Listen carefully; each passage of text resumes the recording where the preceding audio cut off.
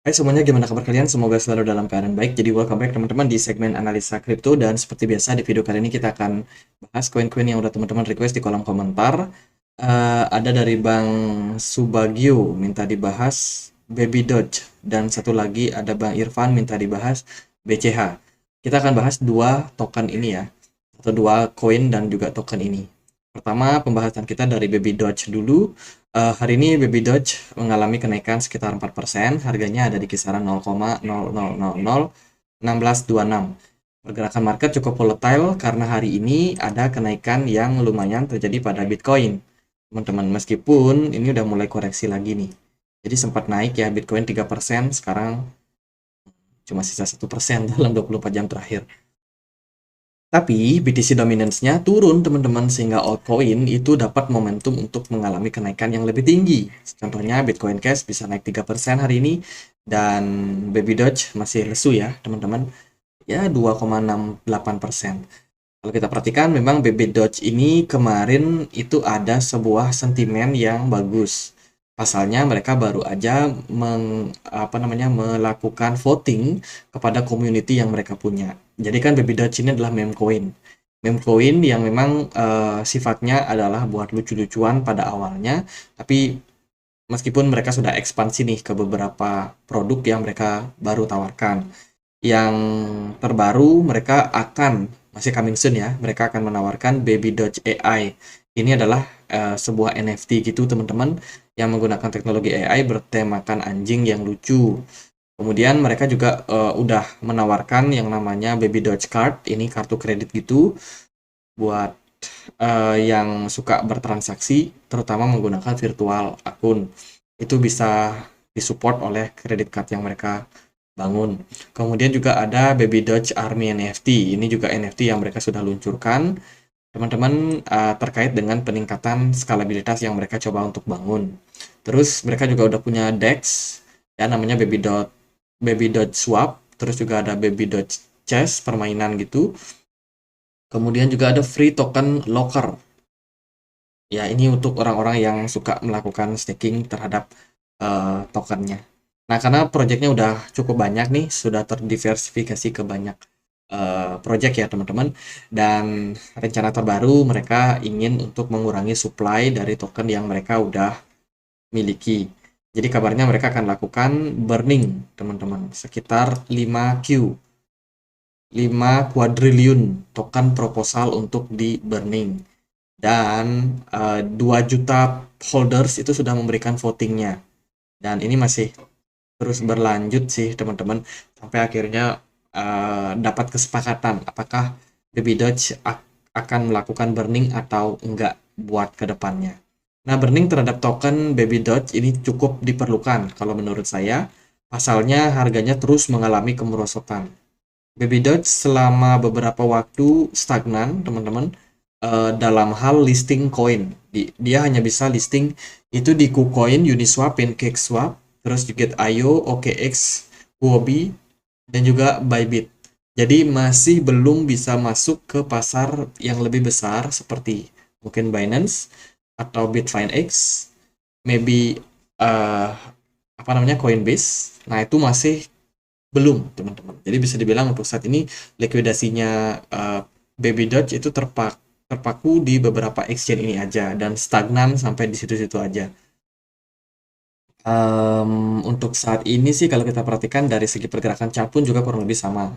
Kemarin dia turun lumayan signifikan, ada sempat fake out. Kita bisa bilang ini fake out ya, ada kenaikan teman-teman, padahal dia udah bagus nih keluar dari yang namanya falling wedge.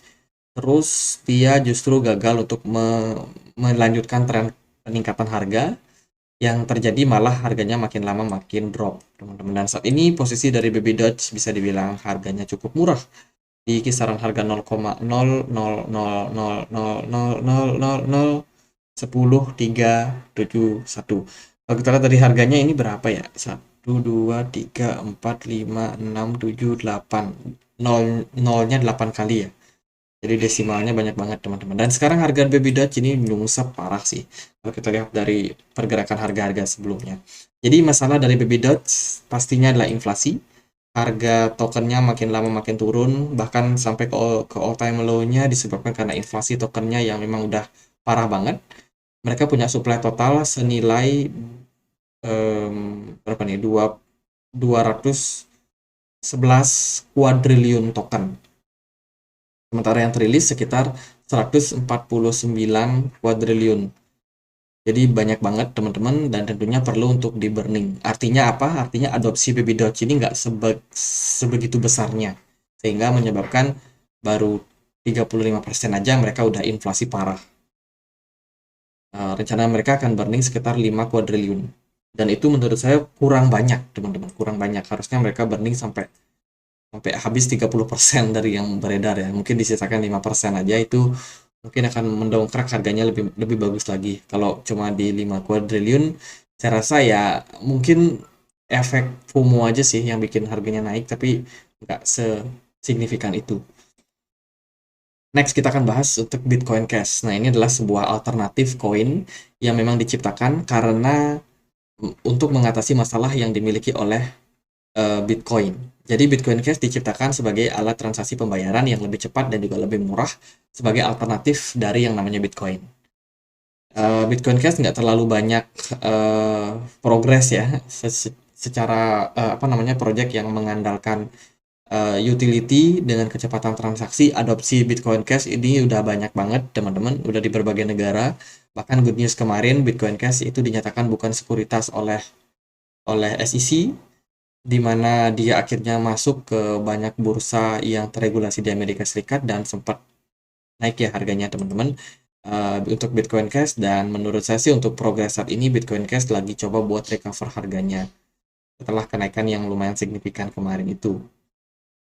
Bitcoin Cash nggak punya Twitter, mereka ada di Reddit ya dalam forum diskusi, tapi against tidak, ini adalah diskusi untuk community aja, bukan dari apa namanya developer Bitcoin Cash. Jadi kalau kita perhatikan memang Bitcoin Cash ini adalah proyek yang gitu-gitu aja secara fundamental.